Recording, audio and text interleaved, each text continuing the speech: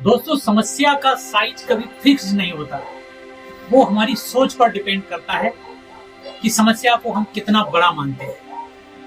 यदि आपने समस्या को बड़ा मान लिया तो वो आपको कुचल देगी, वो आपको कहीं का नहीं छोड़ेगी। और यदि आपने अपने आप को बड़ा माना, अपनी क्षमता, अपनी हिम्मत को बड़ा माना, तो समस्या को आप कुचल देगी। दोस्तों, आप सभी का स्वागत है मेरे YouTube चैनल अपरिचित धर्म में। अपने आप को, अपनी कंपनी को, अपने बिजनेस को आगे कैसे बढ़ाएं। जिंदगी में समस्याएं हर किसी को आती है और हर बिजनेसमैन को आती है। आज जिनका नाम आप बड़े बड़े बिजनेसमैन में ले रहे हो, कभी ये समस्याओं से जूझते थे और इन्होंने समस्याओं से लड़कर अपने एम्पायर को खड़ा कर दिया और करोड़ों अरबों के एम्पायर खड़े किए। हर बिजनेसमैन को समस्याएं आती हैं, पैसों की तंगी आती है, फेलियर्स आते हैं, मार्केट की मार झेलनी पड़ती है। आज मैं भारत के 4 ऐसे बड़े दिग्गज बिजनेसमैनों के बारे में बताऊंगा, बात करूंगा। हालांकि आप पहले से ही इनके बारे में जानते होंगे, आप इंस्पायर होंगे इनकी कहानी से, जिन्होंने बड़ी बड़ी समस्याओं से लड़कर बड़े साम्राज्य खड़े कर दिए। और सबसे बड़ी बात कि ये लोग मिडिल क्लास से हैं, इनके पास भी पैसे नहीं थे, या यूं कहें कि इनके पास भी बहुत कम पूंजी थी, जिससे इन्होंने करोड़ों अरबों के एम्पायर खड़े। तो इन 4 बिजनेसमैनों में पहले नंबर पे मैं नाम लेना चाहूंगा फ्लिपकार्ट के संस्थापक और CEO बिन्नी बंसल और सचिन बंसल। और इस स्टार्टअप की शुरुआत करते हैं ये बेंगलोर से एक 2 BHK फ्लैट से सिर्फ 4 लाख की इन्वेस्टमेंट के साथ। और उसके बाद आपने देखा ही है कि ये स्टार्टअप कहां तक गया। आज भी फ्लिपकार्ट हजारों करोड़ की कंपनी। 2007 में जब इन्होंने स्टार्टअप खड़ा किया था तो इनके पास भी फंडिंग नहीं थी। कि फंडिंग के लिए दर दर भटके, कोई ना करता था, लेकिन फिर भी इन्होंने हिम्मत जुटाई और इनको फंडिंग मिल जाती है। दोस्तों, कोशिश करने से सब कुछ मिलता है। और उस समय शॉपिंग का, ऑनलाइन शॉपिंग का जो कॉन्सेप्ट था वो बिल्कुल नया था। लोग भरोसा नहीं करते थे कि मैं कोई प्रोडक्ट ऑनलाइन ऑर्डर करूंगा और वो सच में आ जाएगा। ये भारत के अंदर में उस समय ये स्थिति थी।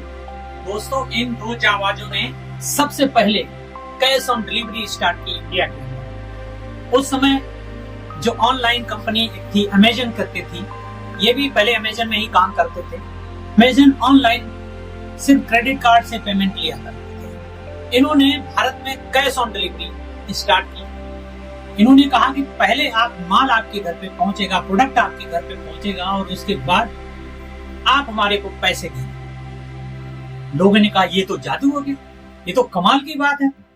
और ये सच में उन्होंने कर दिखाया। जब लोगों के पास में प्रोडक्ट पहुंचने लगे और लोगों ने उसके बाद उन्हें पेमेंट की, तो धीरे धीरे ये विश्वास बढ़ा।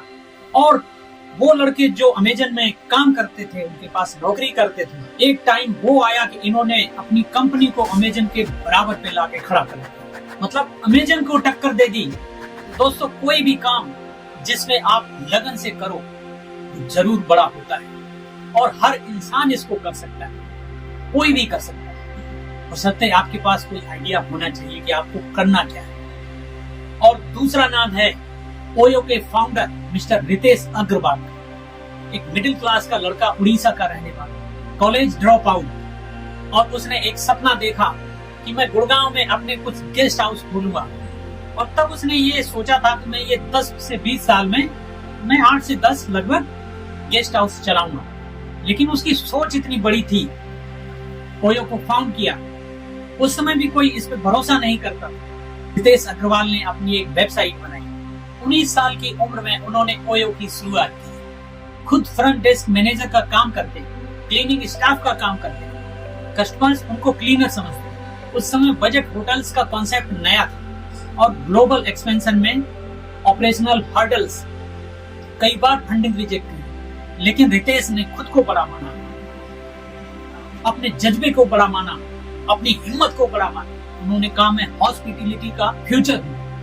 हार्ड वर्क से उन्होंने ओयो को दुनिया का 3rd लार्जेस्ट होटल चेन बनाया। आज को लिविंग वैकेशनल होम्स तक फैला है। ये स्टोरी बताती है दोस्तों कि उम्र या समस्या कुछ नहीं होती, सब सोच का फर्क है। तीसरा नाम है ओला की फाउंडर भाविश अग्रवाल।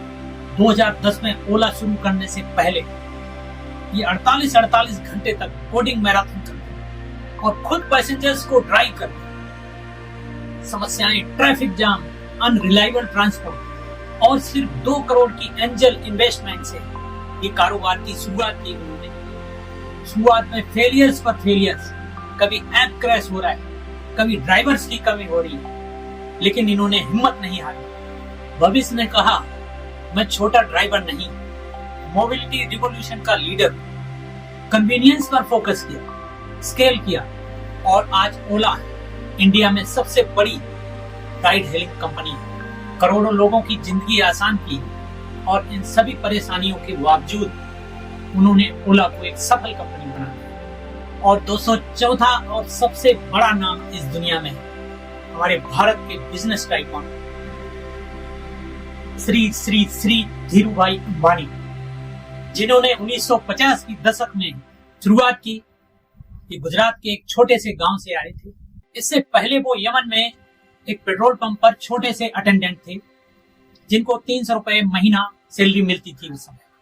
उस समय कैपिटल की समस्या और कोई खास बैकग्राउंड नहीं और भारत में टेक्सटाइल बिजनेस में एंट्री के लिए सरकारी रुकावटें।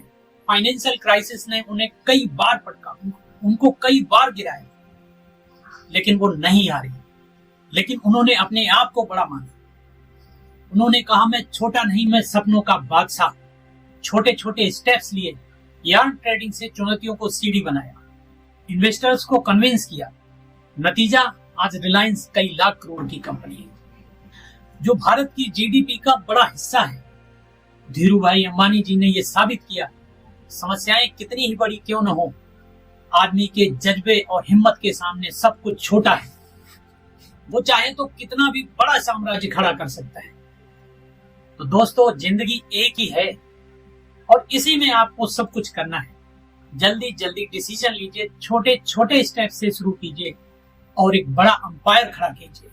जब आप बड़ा अंपायर खड़ा करते हैं, बड़ा बिजनेस खड़ा करते हैं, तो बहुत सारे लोगों को जॉब मिलती है, नौकरियां मिलती हैं, उनको रोजगार के साधन मिलते हैं, उनकी जिंदगी आसान होती है। मैं तो कहता हूं कि हर इंसान को बड़ा बनना चाहिए, हर इंसान को बड़ा बिजनेस खड़ा करना चाहिए और ये कोई भी कर सकता है, बशर्ते आप में हिम्मत होनी चाहिए। समस्या कितनी भी बड़ी क्यों न हो, वो हारेगी और इंसान ही एकमात्र ऐसा है जो उसको हराता है और इंसान किसी भी समस्या को हरा सकता है। धन्यवाद। अगर आपको मेरा वीडियो जरा सा भी अच्छा लगता है, आपको मोटिवेट करता है, तो कृपया लाइक करें, शेयर करें, सब्सक्राइब करें। धन्यवाद।